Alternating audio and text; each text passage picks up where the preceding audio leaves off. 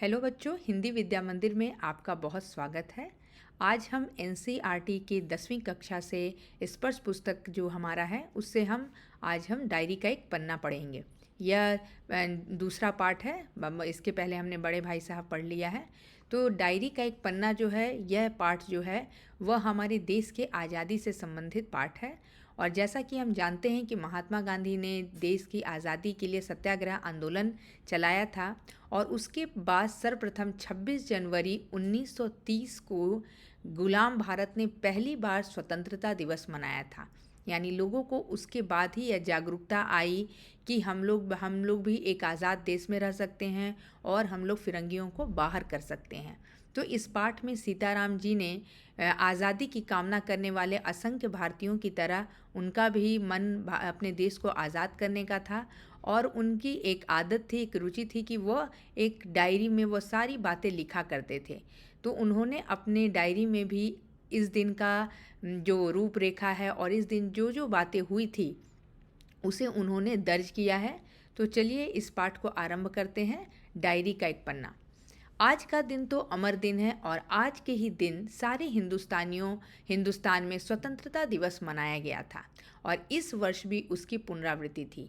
जैसा कि पाठ के आरंभ में ही मैंने कह किया था कि 26 जनवरी 1930 को पहली बार भारतीयों ने स्वतंत्रता दिवस मनाया था और अब अगली बार यानी इसके पुनरावृत्ति 1931 में होने वाली थी और इसकी काफ़ी तैयारियां चल रही थी।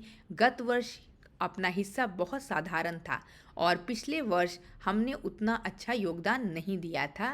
यह बात सीताराम जी बता रहे हैं। और इस वर्ष जितना अपने दे सकते थे दिया था, लेकिन इस बार कलकत्ता वासियों ने अपना ज़ोरदार प्रदर्शन दिया। केवल प्रचार में 2,000 रुपये खर्च किया गया था। सारे काम का भार अपने समझते थे और अपने ऊपर है। इसी तरह जो कार्यकर्ता थे उनके घर जा जाकर समझाया था। यानी पिछली बार की तुलना में इस बार 26 जनवरी 1931 को कलकत्ता वासियों ने बढ़ चढ़कर हिस्सा लिया। बड़े बाजार के प्रायः मकानों पर राष्ट्रीय झंडा फहरा रहा था और कई मकान ऐसे सजाए गए थे, ऐसा मालूम होता था कि मानो स्वतंत्रता मिल गई हो। लोगों में इस बात का जज्बा आ गया था और उन्हें इस बात का एहसास हो गया था कि हम अंग्रेज़ों को बाहर कर सकते हैं, हम स्वतंत्र भारत में रह सकते हैं। इसलिए लोगों ने अपने घर को दुल्हन की तरह सजाना शुरू कर दिया और राष्ट्रीय झंडा लगाना शुरू कर दिया। ऐसा लग रहा था कि हमारे देश को आज़ादी मिल चुकी है। कलकत्ता के प्रत्येक भाग में झंडे लगाए गए थे। जिस रास्ते से मनुष्य जाते थे उसी रास्ते में लोगों में उत्साह था, नवीनता मालूम हो रहा था। स्वतंत्रता का महत्व हम आप सब जानते हैं। तो आप उस समय लोगों की भावना के बारे में सोच सकते हैं जब हमारा देश गुलाम था। लोगों को कहना था कि ऐसी सजावट पहले नहीं हुई थी। पुलिस भी अपनी पूरी ताकत से शहर में गश्त देकर प्रदर्शन कर रही थी और दूसरी तरफ पुलिस जो ब्रिटिश पुलिस थी, जो विदेशी सरकार थी, इस आयोजन को रोकने के लिए पूरी तरह से गश्त लगा रही थी, पेट्रोलिंग कर रही थी, है ना पुलिस। और वो चाह रही थी कि किसी तरह इस जो आयोजन है उसको खारिज कर दिया जाए। पुलिस भी अपनी पूरी ताकत से इस काम में जुटी हुई थी। मोटर लारियां में गोरखे तथा सार्जेंट प्रत्येक मोड़ पर तैयार थे।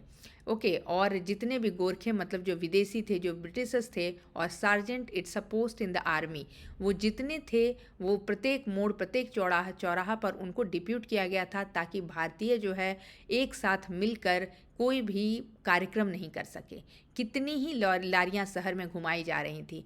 घुड़सवारों का प्रबंध था, ठीक है। कहीं भी ट्रैफिक पुलिस नहीं थी और कहीं भी ट्रैफिक पुलिस नहीं थी। जितने भी पुलिस थे सारे पुलिस को उन्होंने इसी काम में लगाया था कि किस तरह से आज का जो आयोजन था, जो भारतीयों ने स्वतंत्रता दिवस मनाने का जो प्लानिंग किया था, उन्हें किसी तरह इस कार्यक्रम को फेल करना था। बड़े बड़े पार्कों तथा मैदानों को पुलिस ने सवेरे से ही घेर लिया था। मॉन्यूमेंट के नीचे जहां शाम को सभा होने वाली थी, उस जगह को तो भोर में 6 बजे से ही पुलिस ने बड़ी संख्या में घेर लिया था। और पहले से ही जैसे भारतीय काउंसिल जो है, जो इस विषय पर काम कर रही थी, देश में स्वतंत्रता दिवस मनाने का आयोजन कर रही थी, उन्हें पता था कि वह मॉन्यूमेंट के नीचे झंडा फहराने वाले हैं। तो वह सुबह 6 बजे से ही वहाँ पुलिस की बाहरी संख्या जो है वहाँ पर घेरे हुए थे ताकि कोई वहाँ पर किसी प्रकार का आयोजन न कर सके। पर तब भी कई जगह तो भोर में ही झंडा फहरा दिया गया। लेकिन लोगों में कुछ कर दिखाने का जज्बा होना चाहिए और ये जज्बा हमारे भारतीयों में प्रारंभ से थी और इसलिए बहुत लोगों ने मॉर्निंग में ही, सुबह में ही झंडा फहरा दिया। श्रद्धानंद पार्क में बंगाल प्रांतीय विद्यार्थी संघ के मंत्री अविनाश बाबू ने झंडा गाड़ा तो पुलिस ने उनको पकड़ लिया था। अविनाश बाबू कौन थे? वो बंगाल के जो आपका बंगाल प्रांतीय विद्यार्थी संघ के उसके वे मंत्री थे। ओके, तथा और लोगों को मारा या हटा दिया। तारा सुंदरी पार्क में बड़ा बाजार कांग्रेस कमेटी के युद्ध मंत्री हरीश चंद्र सिंह झंडा फहराने गए पर वे भीतर ना जा सके। मतलब अलग अलग जगह पे, अलग अलग स्थानों पे जैसे मुखिया के तौर पर बोल सकते हैं, प्रतिनिधित्व के तौर पर बोल सकते हैं, प्रतिनिधि के तौर पर बोल सकते हैं, तो अलग अलग लोगों को नियुक्त किया गया था। उसी तरह जो कलकत्ता में एक दूसरा जगह तारा सुंदरी पार्क है, वहाँ पर जो है कांग्रेस कमेटी के जो युद्ध मंत्री हरीश चंद्र थे, उन्हें झंडा फहराना था पर वे भीतर नहीं जा सके। वहाँ पर काफ़ी मारपीट हुई और 2-4 आदमियों का सिर फट गया। मतलब आप सोच सकते हैं कि वहाँ पे कितनी मतलब कड़ाई से जो विदेशी शासक थे उन्हें रोकने में लगे हुए थे। गुजराती सेविका संघ की ओर से जुलूस निकला जिसमें बहुत सी लड़कियाँ थीं और उन्हें भी गिरफ्तार कर लिया गया। और न केवल पुरुष वर्ग, इवन इस समय महिलाओं लड़कियों सभी ने बहुत ही बढ़ चढ़कर हिस्सा लिया था। 11 बजे मारवाड़ी बालिका विद्यालय की लड़कियों ने अपने विद्यालय में झंडोत्सव मनाया, जिसको जहां मौका मिल रहा था वहां पर स्वतंत्रता दिवस अपने तरीके से मना रहे थे। जानकी देवी मदालसा आदि भी गई थी। मदालसा जो थी वो मदालसा बजाज और नारायण की पुत्री थी। लड़कियों को उत्सव का क्या मतलब है समझाया गया और लड़कियों को बताया गया कि यह कोई साधारण उत्सव नहीं है, ये जो है हमारे देश को स्वतंत्र कराने का एक जैसे डेमो होता है ना, उसी तरह का हम मना रहे हैं और जिससे कि लोगों के जज्बा के बारे में पता चले, लोगों में कितना देश प्रेम की भावना है इस बात का पता लगे। एक बार मोटर में बैठकर सब तरफ घूमकर देखा तो बहुत अच्छा मालूम हो रहा था। जगह जगह फोटो उतर रहे थे मतलब जो विदेशी शासकों का जहाँ जहाँ उन लोगों ने बोर्डिंग या होर्डिंग वगैरह लगा रखा था उन सबको वो लोग हटा रहे थे। अपने भी फोटो का काफ़ी प्रबंध किया था। 2-3 बजे कई आदमियों को पकड़ लिया गया जिसमें मुख्य पूर्णोदास और पुरुषोत्तम राय थे। जिस तरह से भारतीय लगे हुए थे स्वतंत्रता दिवस मनाने में, उसी तरह विदेशी शासक उन्हें रोकने में लगे हुए थे। तो जब उन्हें जहां मौका हो रहा था और जहां पर उन्हें लग रहा था कि ये कहीं इस प्रोग्राम को सफल ना कर दे, वे लोगों को वहां अरेस्ट कर रहे थे। सुभाष बाबू के जुलूस का भार पूर्णोदास पर था और पूर्णोदास और पुरुषोत्तम राय को पहले ही पकड़ लिया गया था, है ना। पर यह प्रबंध कर चुका था। स्त्री समाज अपनी तैयारी में लगा था। जगह जगह से स्त्रियां अपनी जुलूस निकालने की तथा ठीक स्थान पर पहुंचने की कोशिश कर रही थी। जितनी भी महिलाएं थी उनको जहां से भी प्रोसेसन निकालना था और कहां पर पहुंचना था, सभी इस तैयारियां में लगी थी। मॉन्यूमेंट के पास जैसा प्रबंध भोर में था वैसा करीब 1 बजे नहीं था। अब मतलब भारतीयों को लगने लगा कि मॉन्यूमेंट में जितना सख्ती सुबह में दिखाई दे रही थी वो 1 बजे के आसपास थोड़ा पुलिस का जो ये था, जो जोरदार जो गश्त था वो थोड़ा ढीला नजर आने लगा। इससे लोगों को आशा होने लगी कि शायद पुलिस अपना रंग ना दिखलावे। रंग नहीं दिखाना, इट्स अ मुहावरा, मतलब अपना रूप दिखाना, असली चेहरा दिखाना। और वह कब रुकने वाली थी। 3 बजे से ही मैदानों में हजारों आदमियों की भीड़ होने लगी और लोग टोलियां बना बनाकर मैदान में घूमने लगे और हजारों की संख्या में लोग इस आज़ादी के अवसर को मनाने के लिए निकल गए थे। और आज जो बात थी वह निराली थी। इसीलिए आज का जो दिन था वह कलकत्ता में सबसे यूनिक, सबसे महत्वपूर्ण दिन था। जब से कानून भंग का काम शुरू हुआ था तब से आज तक इतनी बड़ी सभा ऐसे मैदान में नहीं की गई थी। कानून भंग करना यहाँ पर गलत तरीके में नहीं बल्कि सही तरीके में कहा गया है, क्योंकि विदेशियों को हटाने के लिए इन्हें कानून तोड़ना ही पड़ा। और यह सभा तो कहना चाहिए जो ओपन लड़ाई थी। पुलिस कमिश्नर का नोटिस निकल चुका था कि अमुक अमुक धारा के अनुसार कोई सभा नहीं हो सकती। अमुक अमुक धारा मतलब सो एंड सो जो भी है, अकॉर्डिंग टू दैट धारा, मतलब ऐसा नहीं कर सकते हैं या ऐसा करने पे आप उसको गोली मार दीजिए, या बहुत सारे उन्होंने इंस्ट्रक्शन जारी कर दिया था। जो लोग काम करने वाले थे उन सबको इंस्पेक्टरों के द्वारा नोटिस और सूचना दे दी गई थी। आप यदि सभा में भाग लेंगे तो दोषी समझे जाएंगे। और कुछ ऐसे लोग थे जो विदेशी प्रशासन के अंतर्गत कार्यरत थे, तो उनको स्पेशल नोटिस आया था कि अगर आप किसी तरह का साथ देंगे भारतीयों का तो आप लोग को भी कल्प्रिट माना जाएगा, दोषी समझा जाएगा। इधर काउंसिल की तरफ से नोटिस निकल गया कि मॉन्यूमेंट के नीचे ठीक 4:24 पर झंडा फहराया जाएगा। और इधर जो काउंसिल की तरफ से जो स्वतंत्रता दिवस मनाने के लिए जो संगठन तैयार किया गया था, उन्होंने क्या निर्णय लिया था कि 4:24 पर मॉन्यूमेंट के नीचे झंडा फहराया जाएगा। तो इस पाठ में आप देखिएगा, एक प्रश्न है कि काउंसिल के नोटिस में और पुलिस कमिश्नर के नोटिस में क्या अंतर है। तो इसका उत्तर आप यहीं पर देख सकते हैं कि एक जगह उन्होंने, पुलिस कमिश्नर ने नोटिस डाला था कि किसी तरह की कोई ये सभा नहीं होगी, जबकि दूसरी तरफ काउंसिल ने क्या नोटिस लगाया था कि शाम को 4:24 पर झंडा फहराया जाएगा और स्वतंत्रता की प्रतिज्ञा पढ़ी जाएगी, है ना, हम जो प्लेस पढ़ते हैं। सर्वसाधारण की उपस्थिति होनी चाहिए। सर्वसाधारण मतलब जो वहाँ के स्थानीय, जो वहाँ जो निवासी है वहाँ के। खुला चैलेंज देकर ऐसी सभा पहले नहीं की गई।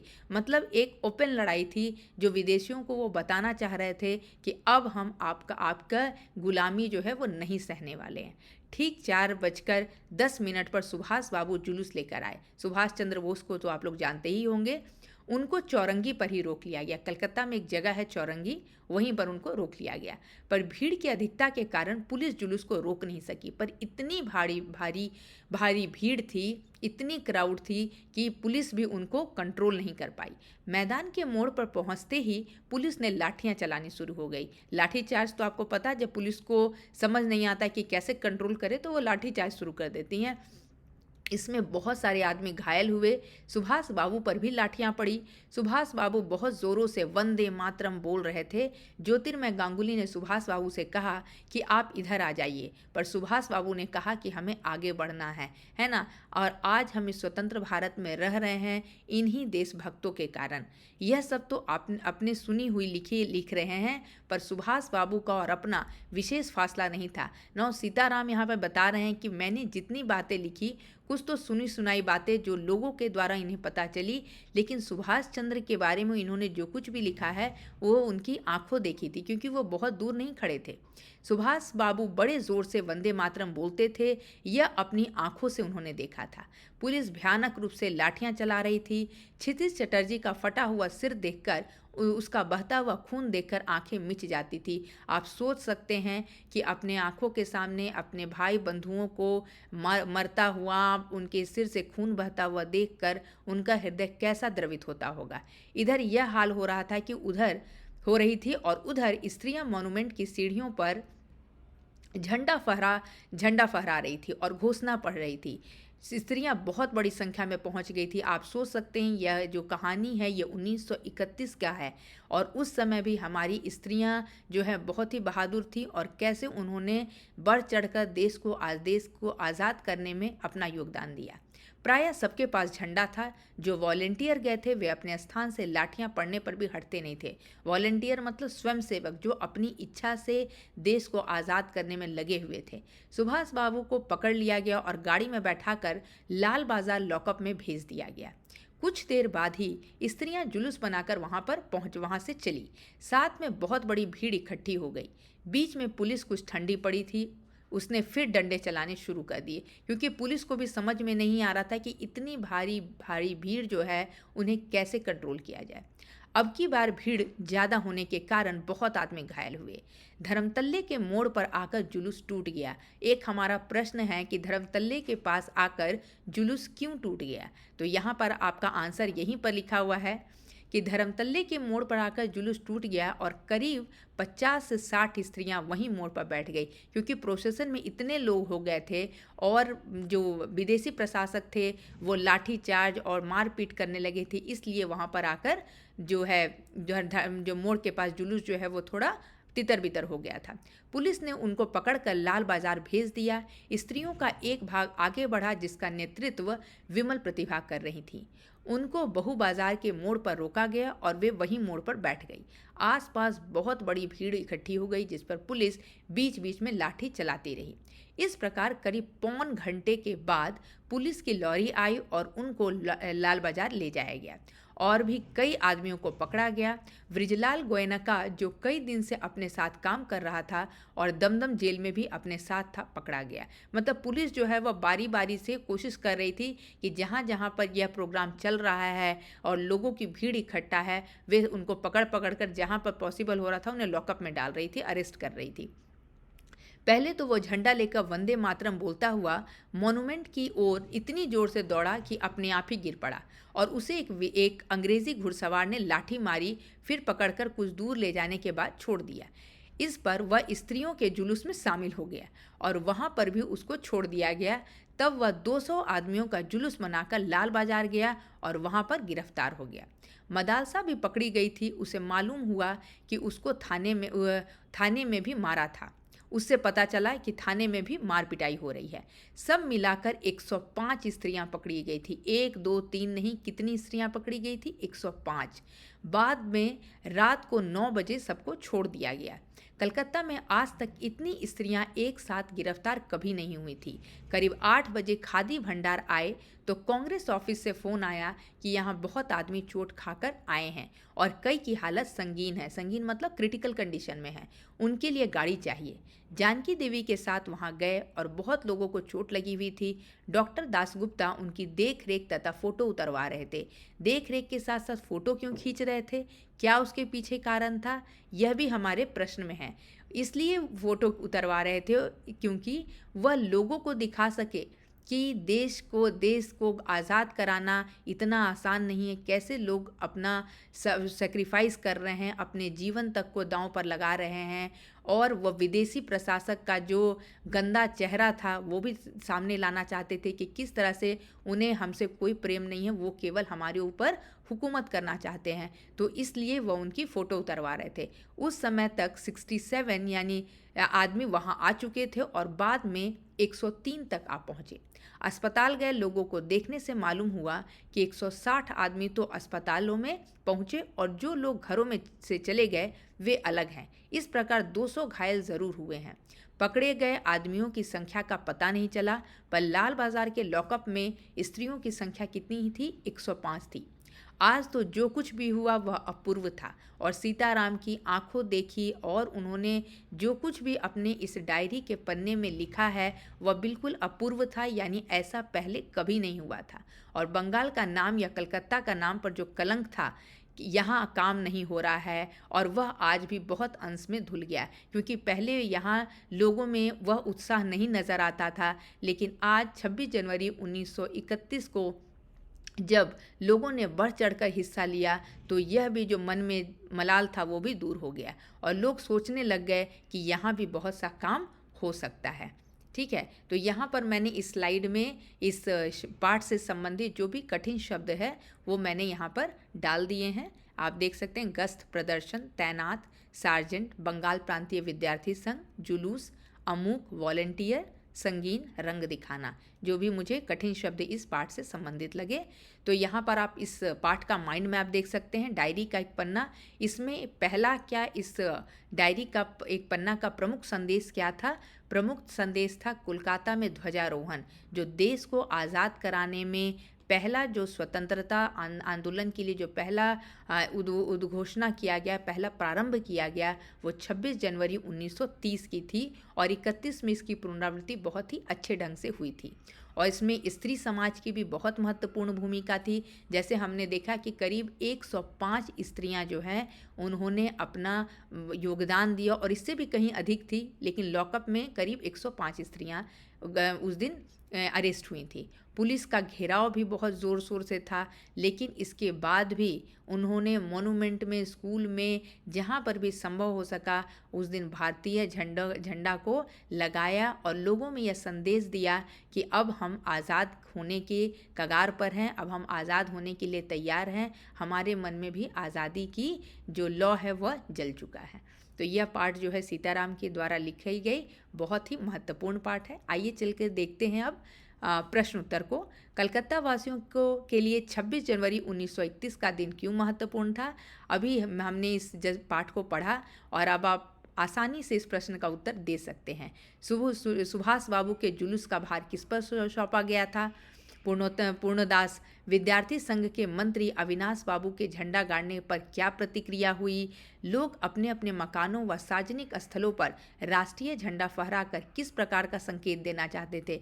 ये सारे प्रश्नों का उत्तर जब इस आप पाठ को स्वयं भी पढ़ेंगे और आप इस वीडियो को 1 से 2 बार पढ़ेंगे तो मुझे पूर्ण विश्वास है कि आप इन प्रश्नों का उत्तर आसानी से दे सकेंगे।